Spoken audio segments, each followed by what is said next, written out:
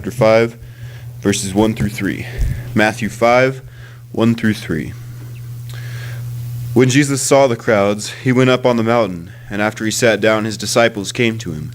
He opened his mouth and began to teach them, saying, Blessed are the poor in spirit, for theirs is the kingdom of heaven.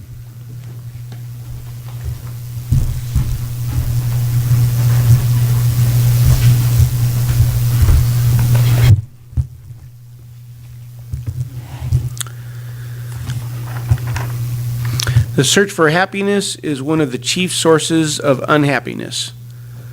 Adults think children are happy, and children think adults are happy. Under all skies, all weathers, man's happiness lies always elsewhere. Unhappiness is not knowing what we want and killing ourselves to get it. The secret of being miserable is to have leisure to bother about whether you are happy or not. They say money can't buy happiness, but you can buy pizza, cake, candy, and Netflix, so they're lying. Money can't buy happiness, but it's a lot more comfortable to cry in a Mercedes than a bicycle. I found a few quotes, and just to point out that one of the main preoccupations of mankind is our happiness. We're pretty focused on that. Even though we may not say it out loud tomorrow as we set out to go about our day, that's kind of one of our main preoccupations, and we're determined to find that. You'll often hear people at least indirectly talking about that subject of how can I be happy. But everyone also seems to realize, even these quotes, even though some are kind of meant tongue-in-cheek, happiness seems to be this mysterious and elusive thing. Everyone, I think, kind of knows the truth deep down, that happiness comes and goes. I've shared with you before that we actually get the word happy from what happens, and that's all up for grabs every day. It's kind of like owning a car that starts sometimes. You haven't really lived until you have a car where you get in and you turn the key like you're playing Russian roulette, and you're just kind of closing your eyes and hoping for the best. When I grew up, when I was growing up, there was a popular saying at the time, happiness is a warm puppy, but I think the truth is happiness is a car that starts. But you probably already all been there where you get into a car and say, I sure hope this starts this time. And our happiness is a lot like that. It's kind of nice to have, but you can't really rely on it. So we've mentioned this before in class and some of the lessons, that happiness is a good thing, but there's something better. God offers joy. He's not that interested in you just being happy. And if you think it through, that's a good thing. Why would you wish that on anybody? May your smiles come and go during random events. He wants to give us joy. And when Jesus started talking to us, one of the main things that was on his mind, in a sense it was one of the first things he talked about, was kind of happiness, but in used different terms. Here's the first part of Matthew 5, again, very famous. Read it with me. As always, there may be parts of this that you never noticed before. When Jesus saw the crowds, he went up on the mountain, and after he sat down, his disciples came to him. He opened his mouth and began to teach them, saying, so this is one of the first things he addresses mankind with. He says, Blessed are the poor in spirit, for theirs is the kingdom of heaven. Blessed are those who mourn, for they shall be comforted. Blessed are the gentle, for they shall inherit the earth. Blessed are those who hunger and thirst for righteousness, for they shall be satisfied. Blessed are the merciful, for they shall receive mercy. Blessed are the pure in heart, for they shall see God. Blessed are the peacemakers, for they shall be called sons of God. Blessed are those who have been persecuted for the sake of righteousness, for theirs is the kingdom of heaven. Blessed are you when people insult you and persecute you and falsely say all kinds of evil against you because of me. Rejoice and be glad, for your reward in heaven is great, and in the same way they persecuted the prophets who were before you. If you lived back then, this might kind of catch you off guard. He just kind of seems to be running down this list, and we kind of have a tendency to have the wrong idea about this. We kind of treat it as a bucket list for religious people and say, okay, be poor in spirit, check. Go skydiving, check. Hunger and thirst for righteousness, check.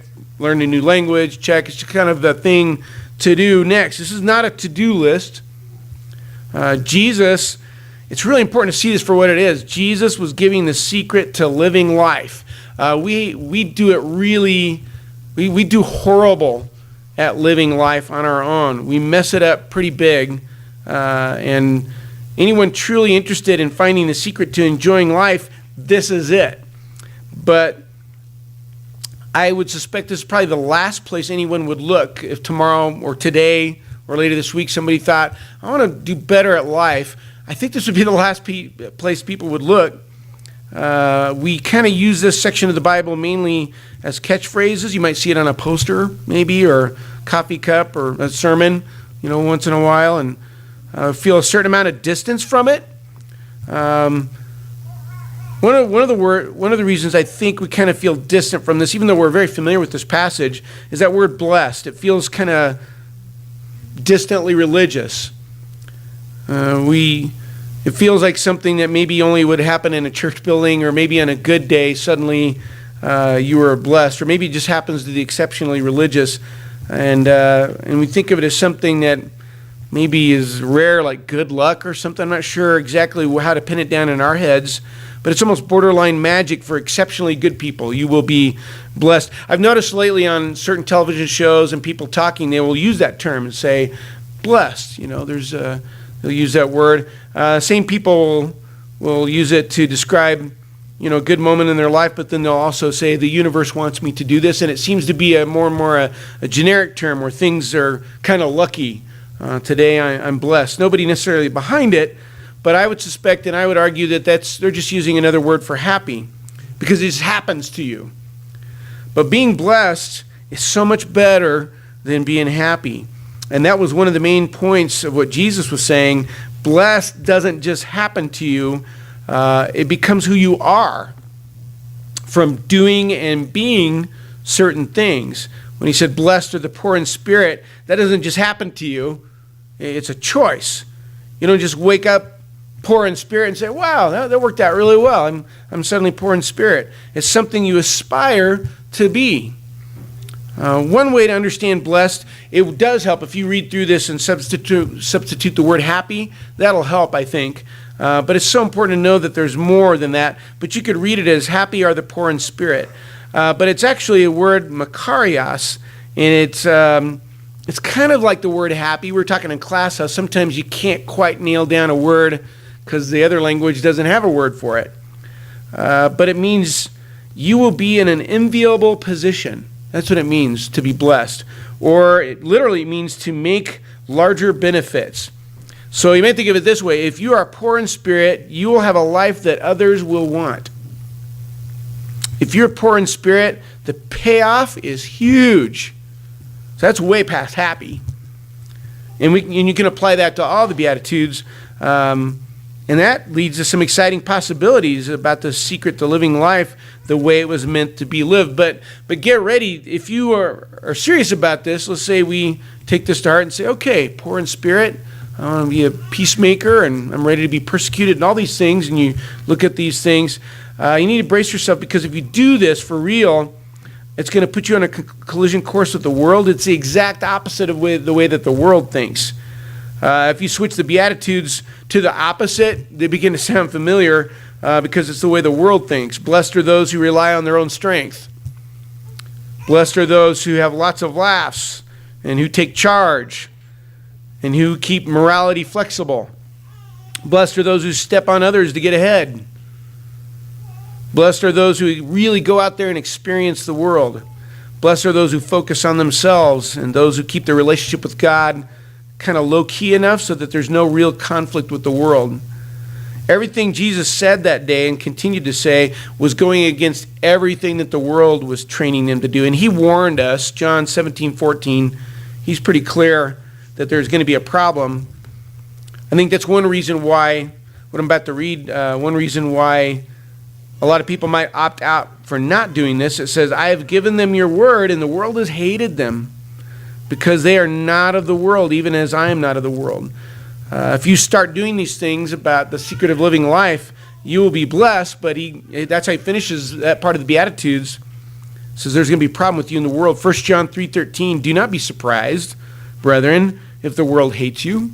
There's going to be some problems. And this means even though the world offers happiness, it's actually very antagonistic to being happy in the truest sense. You realize the truth of that? the world will be all about offering happiness, but everything about it is in direct contradiction to true happiness or being blessed. So we all have to make a choice, either to trust in the world's ideas about happiness or to trust the one who created us. But if you want to be blessed, the real version of happiness or joy, it's going to cost you. It's going to put you kind of in a bad spot. That's the first price, I guess, is you lose your comfortable spot in the world. And it gets worse. The more you mesh with God and what he designed you to be, the more you will not fit in here. It brings you closer to God. And that's important because we're leaving. As one author put it, it's kind of to wean us off the earth. I'm going to go back to the first one as an example. In Matthew 5:3 it says, "Blessed are the poor in spirit, for theirs is the kingdom of heaven." And you might take a quick glance at this, and it's easy to misunderstand. You might think this: you are a really good person if you have a fragile personality and let people walk all over you. If you do this a lot, you'll go to heaven. I think that's what most people translate that as. Blessed are the poor in spirit, for theirs is the kingdom of God. Sounds like horrible advice when I translate it that way. Let people walk on you, and then, if you're lucky, when this is all over, you'll go to heaven. If you take a closer look, remember, blessed means you'll have a life others will want, and there'll be a huge payoff. And the kingdom of heaven, it's kind of important to nail that down. There's heaven, and the kingdom of heaven is the church. That's important to realize. And poor in spirit, it comes down to this. It means not to have pride. It's a lack of self-assurance, a lack of self-reliance when it comes to spiritual things. So when it comes to spiritual things, if you learn to not rely on yourself and kind of be, the lone ranger in that regard, if you learn to rely on God and other Christians, there'll be a huge payoff for you. That's how you fully mesh with your salvation. Being poor in spirit means getting up every morning and remembering it all depends on God, not just your efforts. I am under the delusion often that if I make a list of things to do, that I'll be on top of things for the day. It's very important for a Christian to get up and say, it's all in your hands. You will be blessed if you have that mindset. All of that is taken off your shoulders, and it can give you incredible peace of mind. A friend shared with me, he was looking at this, and he said it's easy to read through this list of blessings and think of it as yet another to-do list. If you do this, you'll be saved. This, and check it off. Notice it does not say, this is kind of significant, if you are poor in spirit, you will be blessed. It's not really what it's saying. The wording's a little different. It's not, if you are poor in spirit, you'll be blessed. It's saying this: those who are blessed are poor in spirit. Seems like an insignificant distinction, but stay with me here. It's not pointing at you to a certain extent. It's pointing at others that you can be like. He's kind of saying, look at the blessed. You see those people who are blessed? Here's what they're doing. It's kind of like, the best analogy I could think of is it's kind of like we're all on the bench during a game, and somebody's pointing out and saying, look at the way they're playing the game. You see that guy over there? See how well he's doing? You know why? Because he's poor in spirit. He's not just relying on himself. Now, of course, it's implied that you and I can be this way too, but this means this is not a list of trophies. Congratulations, you are blessed because you achieved the poor in spirit level. These people are being used as examples, but they're not getting trophies. They're playing the game. I guess you could put it that way. And they're playing it really well. And they're loving the game. They're not doing it for a trophy called blessed. They're loving life. Things are going really well for them because they are applying these things that Jesus has said. And it's important to remember this path of blessings is not just one of many paths. It's the only path. The reason these things work is it because it fits your design. It's not a Christian thing, it's a human being thing. Now, of course, Christians are the only ones who have access to the full blessings of God, but it's not one of many ways to live life. This is it. No human being can be what they were designed to be until they become a Christian. There will always be something missing. You can live life, but the only way to really be alive is Christianity. That just makes sense since it's connecting to the Creator. And these are the things, some of the things that Jesus is pointing out here, these are some of the things that make Christianity work. When we're baptized, we're recreated. Those are the terms that Scripture uses. We're kind of redesigned. And it's not so we can fit pews better, but it's to fit a new life better, life that takes action. Ephesians 2:10 is kind of a wake-up call for a lot of us of about our purpose. Ephesians 2:10, for we are his workmanship, created in Christ Jesus for good works, which God prepared beforehand so that we would walk in them.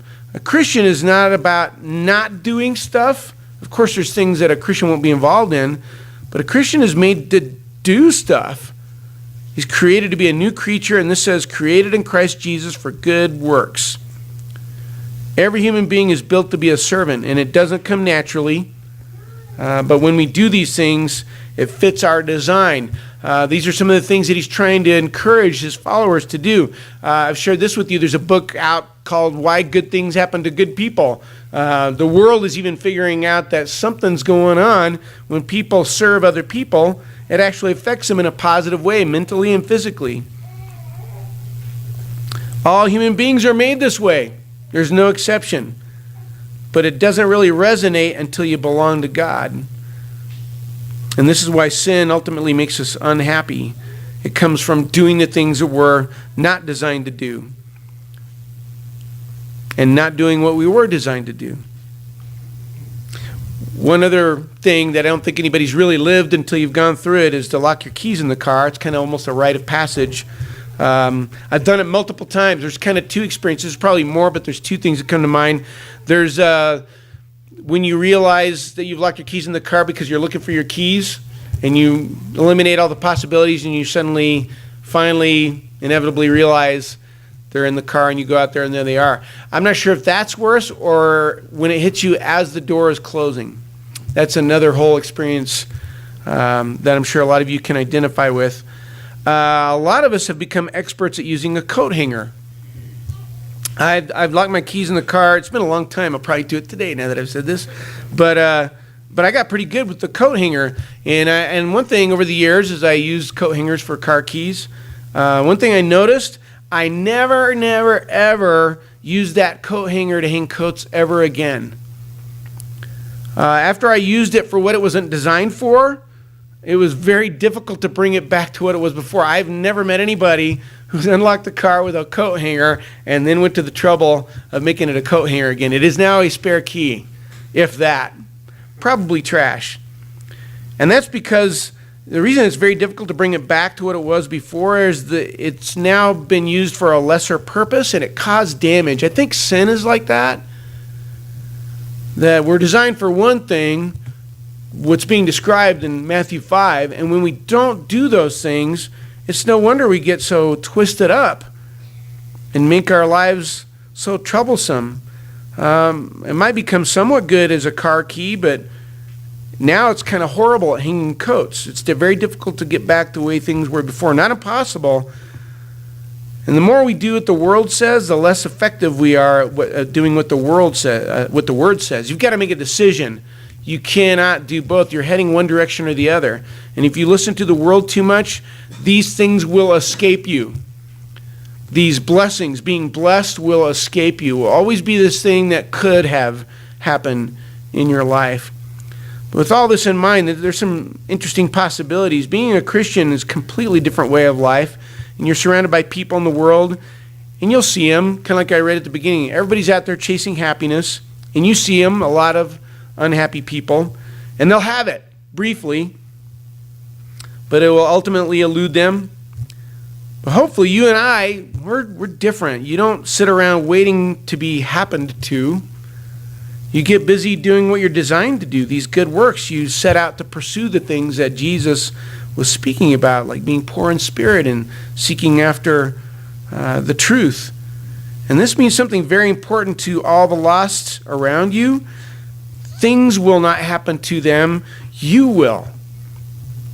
You'll happen to them because you're the one in the world taking action that matters. And they'll see something very important. They'll see that you are blessed, and they will want that. They will envy the life that you have because you are poor in spirit, because you completely depend on God, and it shows. You trust God's design for you, and you do what you were built to do. So a long time ago, Jesus stood on a mountainside and offered the secret to living life. Nobody's paying attention to it most of the time. I would encourage us to pay attention to it. We're doing that right now, and now the trick will be, of course, whether or not to take action on this. It might very well be coming forward and asking for prayers to kind of get some momentum going again, to kind of wake up. If you want to come forward to be baptized, that opportunity is always available. We're going to be singing a song of encouragement, and you can use that moment to make that decision. But all of us need to align our life with God's plan. I encourage you to be baptized, to be remade for real life, but also it's vital to choose to be poor in spirit, to rely on God, and you will truly be blessed. Pray you'll think about this while we stand together and sing. Have you been to Jesus for the cleansing found? Are you washed in the blood of